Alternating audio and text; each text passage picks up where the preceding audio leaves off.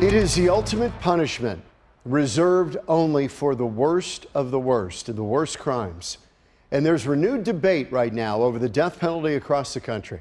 Just yesterday, South Carolina's governor signed a law bringing back firing squads in his state because it's become so difficult to get the drugs for lethal injection. Here in Arizona, we could see our first executions in more than 7 years for crimes committed decades ago. But will those executions happen?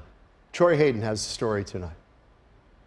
There are currently 20 inmates on Arizona's death row that have exhausted all of their appeals and are ready to have their sentences imposed. 2 of them have been singled out by Attorney General Mark Brnovich to be the first executed. Both are murderers who committed their crimes more than 30 years ago. Tonight, we're taking a closer look at the case of Clarence Dixon, and more importantly, that of his victim, Deena Bowdoin, and the family she left behind back in 1978. When I come out here, it gives me like a sense of peace and calm, and I don't think about the circumstances. When Leslie Bowdoin James visits the cemetery, she tries to think of her sister Deena as she knew her. Deena was a 21-year-old senior at ASU. She was full of life, already a world traveler, popular and friendly. She had just come back from a night out with friends when a man named Clarence Dixon, a total stranger, who'd been convicted of previous sex crimes, broke into her apartment and raped and murdered her. That was 1978, 43 years ago. Dixon got the death penalty for the crime. He's been on death row for decades, yet he's still alive.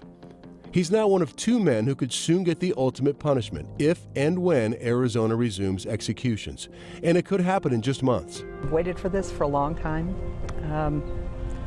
I believe that there will be some finality. You know, there will be, I don't like to use the word closure. I know a lot of people use that, but you're never going to change the fact that Deena's gone. But the whole process and always having it in the back of your mind, you know, I'll be done. And, you know, I'm ready to be done.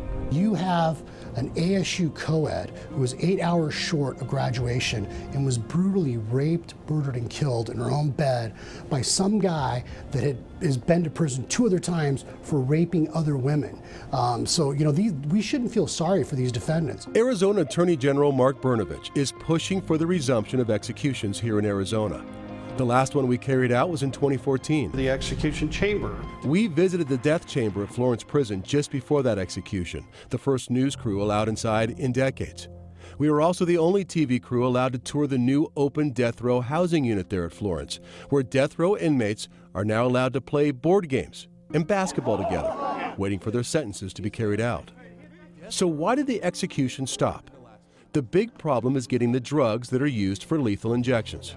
Because of protests and lawsuits, the companies that made reliable death penalty drugs stopped selling them to prisons, forcing states to rely on drugs that weren't as proven, with sometimes uneven results. But that's changing here in Arizona. This document obtained by Fox 10 shows that the Arizona Department of Corrections late last year paid $1.5 million for about 100 doses of precursors of the most reliable death penalty drug, pentobarbital. That's the same drug many veterinarians use to put pets to sleep. And the DOC will hire a pharmacist to make, or compound as it's called, those precursors into effective pentobarbital that can be used on inmates. So who's the pharmacist? Where'd those precursors come from? That's being kept secret for now, and it's something death penalty opponents question. If the state is going to be in the business of carrying out executions, it needs to be fully transparent. Dale Bache represents Deena's killer.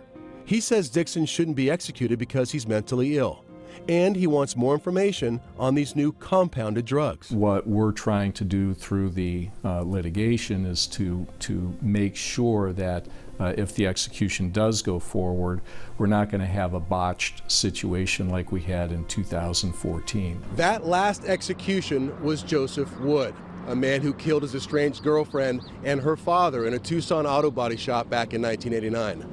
The Department of Corrections used a brand new drug protocol on Wood, and I witnessed the execution firsthand. Wood moved on the table and appeared to gulp for air for almost 2 hours, even though he got 15 lethal doses of that drug protocol. There hasn't been an execution in Arizona since, and that was 7 years ago. The Attorney General says we're worrying about the wrong things. There's always this focus on, oh, the defendants and, whether they feel pain or suffering. And yet no one talks about, what about the victims? What about people that, you mentioned the last execution. I mean, that defendant had, brutally killed someone's father right in front of her. I mean, there was no doubt as to guilt and innocence. I mean, he was a degenerate killer. I mean, he didn't give anyone a chance. He wasn't worried about how long someone was going to breathe or live. As for the other 18 or 19 men on death row who have now exhausted all their appeals, if these 2 executions move forward, Brnovich says the door is then open, and many more executions should follow. We're going to do everything we can, as long as I'm AG, that every single of those individuals that have exhausted their appeals, we will do everything I can, to make sure they're executed. As for Leslie, she told me she doesn't know yet whether or not she wants to witness the execution of her sister's killer, but she is ready for this ordeal to come to an end. Even the Victims' Bill of Rights says that crime victims have the right to a conclusion. So it is never the same until there is that conclusion. You think we're going to see that?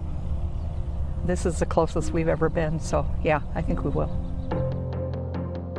We will stay in touch with Leslie through this process as she seeks justice. So what happens next? Brnovich has asked the Arizona Supreme Court to schedule a conference on the case, so there's no concrete word on exactly when that's going to happen.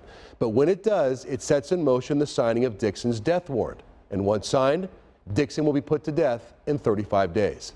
The likeliest scenario, if these executions happen, they will probably be late summer or early fall. Troy Hayden, Fox 10 News.